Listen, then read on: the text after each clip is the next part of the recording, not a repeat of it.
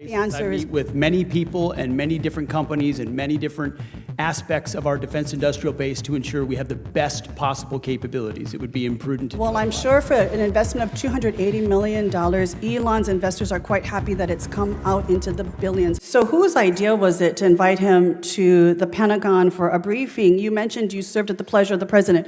Was it the president's will to have him come and be briefed? Well, as you know, at that time, Elon Musk was leading up DOGE efforts, and we've taken a great investment in DOGE at DOD, and so getting his input on how we make DOD more efficient makes a great deal of sense. Okay, but don't you think it's a conflict of interest for the world's richest man? Many of the contracts that the DOD is engaged in, billions of dollars of contracts going to his company, and he is, as to your point, was leading DOGE, which was involved in cutting hundreds of contracts, but also becoming intimately aware of the platforms and the requirements that would be given out for new contracts. Did you not think it was a conflict of interest to invite someone with financial interests into the Pentagon to have firsthand knowledge of what they could then bid on for their own, enrichment? Internal memos circulated just months after this exchange showed that DoD ethics officials' flags rose exponentially over contract bidding parameters discussed during these very sessions. But watch how the exchange turns incredibly sharp when Tokuda brings up the raw dollar value behind this high-level access. Ma'am, it was just an informal discussion, but I'll tell you, anyone that knows our Defense Department knows we show no preference to any company other than what your capabilities are, and we're grateful for the places where his companies benefit our national defense. So for a $280 million donation, the world's richest man with companies intimately linked and involved in billion-dollar contracts with the Department of Defense gain access into the Pentagon.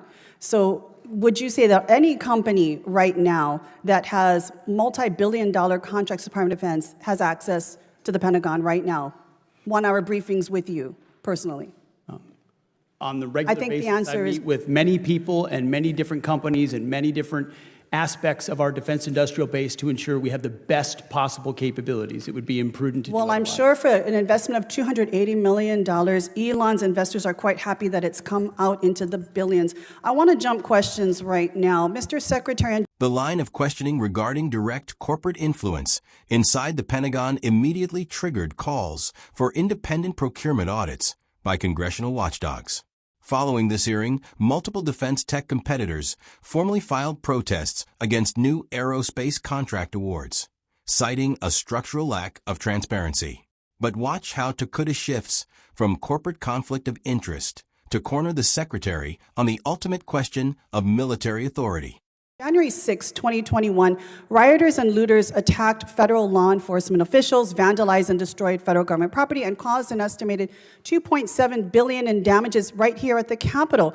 Would you have sent the National Guard and the Marines in on that day? Well, unfortunately, President Trump requested the National Guard in advance, and that was... It took him quite a long time. I'm asking you, as Secretary of Defense, would you have sent in the National Guard and the Marines on that day? We had 140 Capitol Police officers injured. One died the next day. Would you have sent in the National Guard and the Marines? As I said, President Trump directed National Guard to be there in advance. And I think you can look at the record of how long it actually took for him to actually send them in. But it's good to hear that it sounds like you would have sent in the National Guard and the Marines on that day in which the insurrection was taking place right here at the Capitol.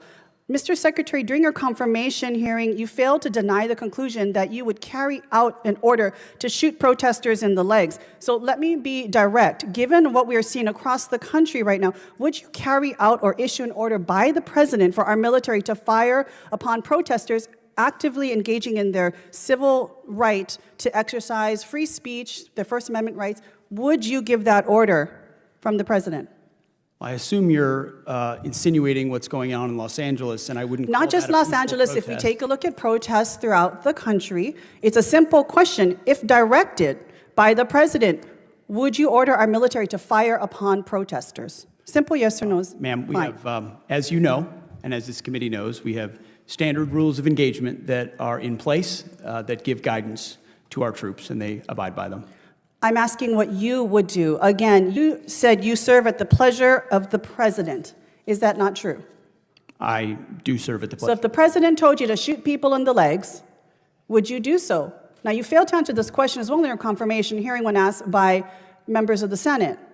Because I refuse to accept a false hypothetical that's attempting to put me in a corner and make it look like a At representation. a time when we have more Marines and National Guard in Los engagement and they are Angeles than followed. we do in Syria and Iran alone, I don't think this is a hypothetical. This is an actual situation that we are dealing with right now. So again, I will ask the question, the last 14 seconds I have, would you order our military to shoot at their fellow countrymen if ordered by the president? I think it's interesting that for 4 years, insurrection was the left's I think we favorite know your word, answer. Thank you, Mr. and that Chair. I when it's yield back. invoked in The intense ideological and procedural clash between Representative Jill Tokuda and Defense Secretary Pete Hegseth has become the focal point of intense legal and constitutional debates. In the wake of this June 2025 House Armed Services Committee hearing, the unprecedented deployment of Marines and National Guard forces to Los Angeles to handle sweeping civil unrest escalated into a full constitutional showdown, culminating in a series of federal court injunctions restricting the use of active duty troops under the Insurrection Act. Simultaneously, the Department of Defense's Joint Task Force on Media Leaks, established by Hegseth later in the year, faced immediate blowback from congressional oversight committees, who argued it was being weaponized to obscure the very corporate and policy conflicts exposed in this exchange. When analyzing the initial phase of the cross-examination, Tokuda's sharp inquiry into Elon Musk's Pentagon invitation targeted a deep systemic vulnerability regarding government procurement and corporate influence. By explicitly connecting Musk's operational role in the Department of Government Efficiency, DOGE, with the billions of dollars flowing to his private aerospace ventures, Tokuda effectively challenged the standard defense narrative of open market competition. Hegseth's defensive strategy, framing the encounter as a casual, informal discussion designed to bring corporate efficiency to the Pentagon, failed to defuse the core ethical dilemma of allowing a massive defense contractor to consult on long-term defense requirements. The second half of the exchange shifted the hearing from a debate over procurement ethics to a stark confrontation regarding the boundaries of military authority on domestic soil. By utilizing the historical context of January 6th alongside the real-time troop deployments in California, Tokuda forced the conversation into the realm of absolute constitutional principles.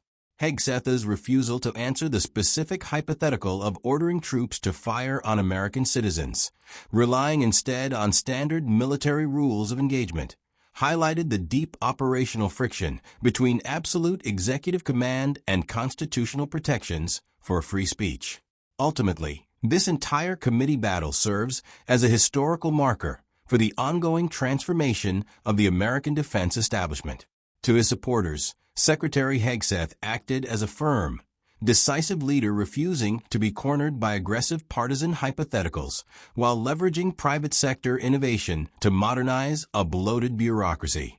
To his critics, Tokuda's questioning provided clear, definitive proof of a defense apparatus increasingly willing to blur the lines between corporate enrichment, domestic policing, and executive unilateralism, raising fundamental questions about the military's ultimate loyalty to the Constitution over political directives.